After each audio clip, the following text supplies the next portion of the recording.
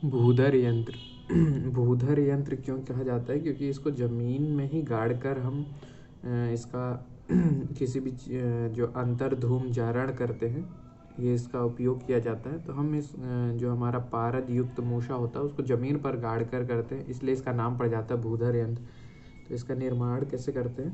देखिए, सबसे पहले ज़मीन पर एक गड्ढा लिया जाता है, एक गड्ढा खोदा जाता है।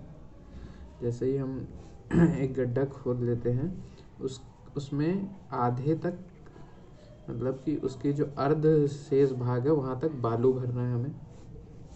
तो यहाँ पे ये बालू भर लेंगे। उसके बाद जो है यहाँ पे हम पारद युक्त मूषा इसमें हम रखते हैं। तो ये जो हमारा है ये है पारद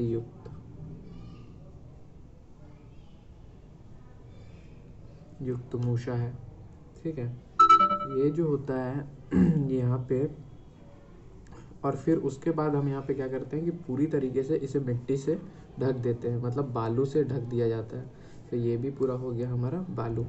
इससे जैसे ही हम पूरी तरीके से ढक देते हैं, इसके ऊपर से हम यहाँ पे उपले डाल देते हैं। तो हम यहाँ पे उपले डाल देते हैं,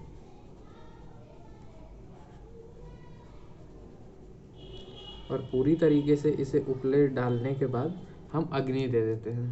तो जैसे ही हम इसमें अग्नि दे देते हैं, यहाँ पे ये हमने अग्नि दी, और ये जो है ये उपले हैं।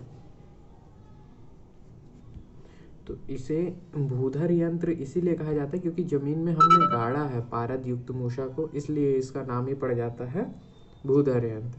यहाँ पे लौह मूषा से मुख पर बंद की जाती है, तो इसको भी हम बता सकते हैं। और इसका जो उपयोग होता है, जो सबसे मेन है, तो इसका जो उपयोग होता है,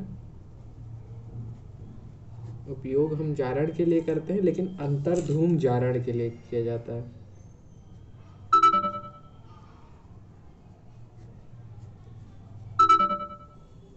तो यहाँ पे सिर्फ एक को लिया जाता है, अंतर्धूम जारण के लिए किया जाता है कि अंदर में ही जारण की प्रक्रिया हो जाए। तो इस प्रकार ये भूधर यंत्र